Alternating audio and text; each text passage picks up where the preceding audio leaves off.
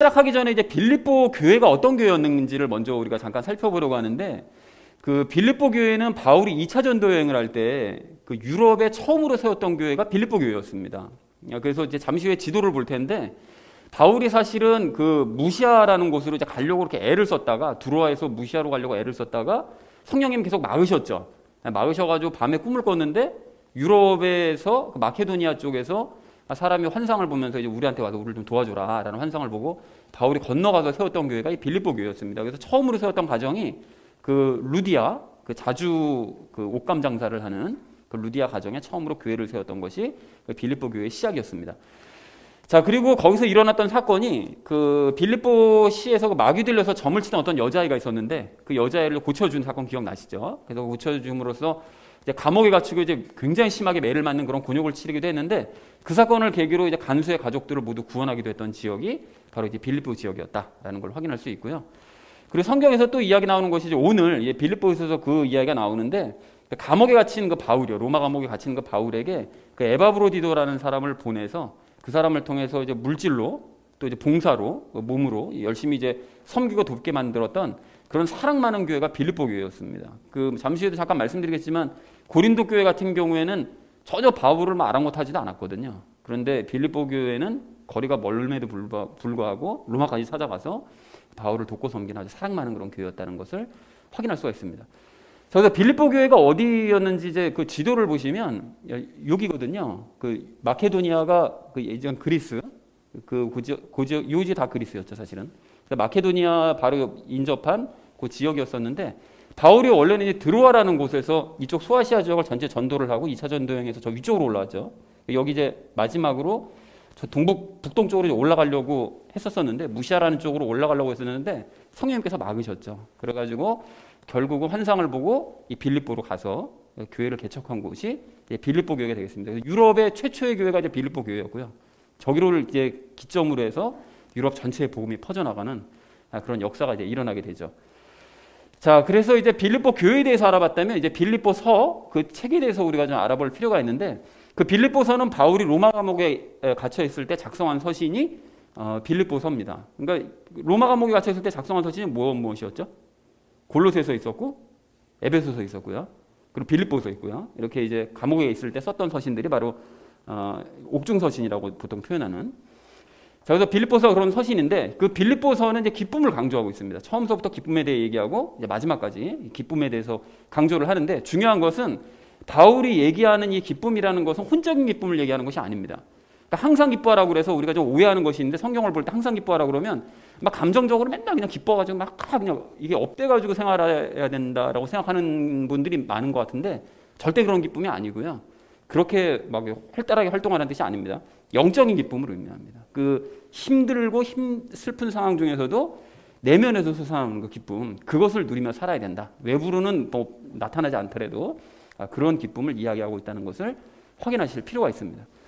자, 그리고 무엇보다 이 빌립보서는 반전을 강조하는 서신이라고 할 수 있는데요. 그러니까 비움으로써 능력을 발할 수 있고, 또 가난한 중에 부유할 수 있고, 또 율법적인 가르침을 버림으로써 진리를 얻을 수 있고, 슬픔 중에 기쁨을 얻을 수 있다라는 것을 설명한 그 서신이 이 빌립보서가 되겠습니다. 그래서 이렇다는 사실을 우리 확인한 상태에서 이제 각절 말씀 우리 함께 나눌 텐데요. 먼저 전체 주제를 이렇게 잡았습니다. 복음 안에서 우리 교제하면서 선을 이루자라는 것을 주제로 각절 말씀 나누도록 하겠습니다. 먼저 1절 말씀 우리 함께 읽도록 하겠습니다.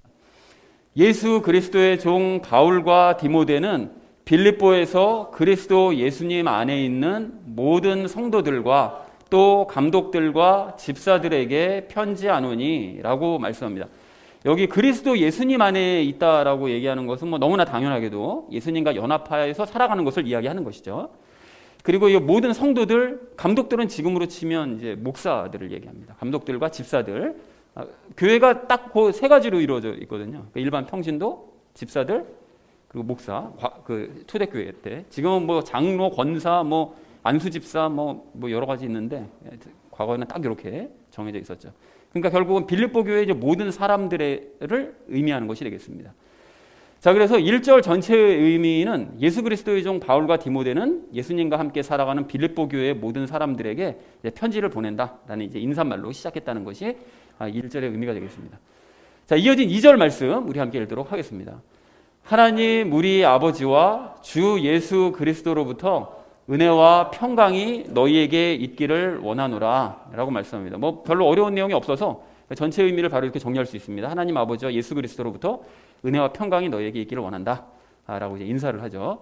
자, 이어진 3절 말씀 우리 함께 읽도록 하겠습니다.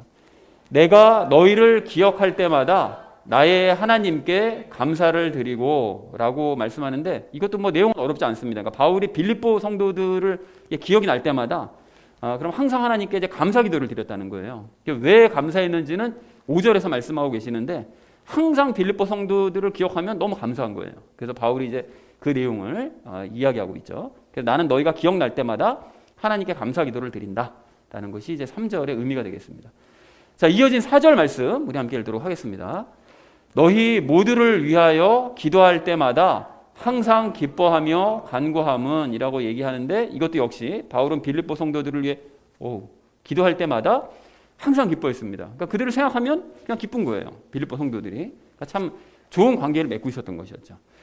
자, 그래서 4절 전체 의미도 역시 너희 모두를 위해 기도할 때마다 나 바울은 항상 기뻐하면서 기도한다. 그러니까 얼마나 참 아름다운 관계입니까? 그게 느껴지죠. 자, 그래서 왜 이렇게 기뻐하고 감사했는가를 5절에서 말씀하고 있는데, 5절 우리 함께 읽도록 하겠습니다. 첫날부터 지금까지 너희가 복음 안에서 교제하였기 때문이라 라고 말씀하고 있습니다.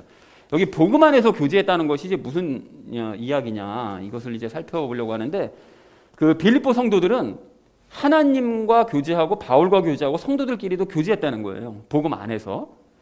그래서 이제 바울이 그것 때문에 기뻐하고 감사했던 것이었거든요. 그러면 복음 안에서 교제한다는 게 도대체 무슨 뜻이냐? 이게 무슨 뜻인가 하면, 복음 안에서 교제한다는 건 예수님과의 그 연합의 복음을 깨달은 사람들과의 교제를 뜻합니다. 그러니까 참된 복음을 알고 있는 사람들끼리 교제하는 것. 그러니까 참된 복음을 당연히 하나님은 알고 계시니까 하나님과 그렇게 교제 나누고, 또 바울도 당연히 알고 있으니까 바울과도 교제 나누고, 성도들끼리도 알고 있기 때문에 서로 교제를 나누는 그런 교제를 나누고 있었다는 거예요. 그러니까 복음 안에서 잘 지내고 있었기 때문에 바울이 기뻐하고 감사했다라고 이야기하고 있습니다. 적용 시간에 좀 더 이 부분을 자세하게 말씀드리도록 하겠습니다. 자, 그래서 5절 전체 의미 이렇게 정리할 수 있겠는데요. 처음부터 지금까지 너희는 복음을 전할 처음서부터 지금 로마 감옥에 바울이 갇혀 있을 때까지 복음 안에서 너희가 교제해 왔기 때문에 나는 너희를 위해 기도할 때마다 늘 감사하고 기뻐하면서 기도하고 있다라고 얘기했다는 것이 5절의 의미가 되겠습니다. 자, 마지막 6절 말씀 우리 함께 읽도록 하겠습니다. 너희 안에서 선한 일을 시작하신 분께서 예수 그리스도의 날까지 그 일을 이루실 것, 바로 이것을 나는 확신하노라 라고 말씀합니다. 선한 일이라는 거는 여러분, 이게 선한 일이 무슨 뜻이라고 그랬죠? 선한 일은 항상 예수님과 함께하는 것, 연합해서 있는 것. 그러니까 예수님과 함께하는 일이 선한 일인데, 그러니까 궁극적으로는 예수님을 닮는 일을 이야기합니다. 그래서 너희 안에서 선한 일을 시작하신 분은 당연히 우리 안에 계신 예수님, 그러니까 예수님을 이제 바른 복음을 믿고 예수님을 영접하면 우리 안에 들어오신 예수님이 예수님을 닮는 일을 시작을 하신다는 거예요. 닮게 만들도록 일을. 그리고 예수 그리스도의 날이라는 건 당연히 예수님께서 재림하시는 바로 그날까지 그 일을 이제 이루신다는 건데, 그 일이라는 건 방금 말씀드렸던 것처럼 예수님을 닮게 하시는 일, 그거를 그분께서 열심히 있게 우리 안에서 행해 나가신다라고 이제 이야기를 하고 있습니다.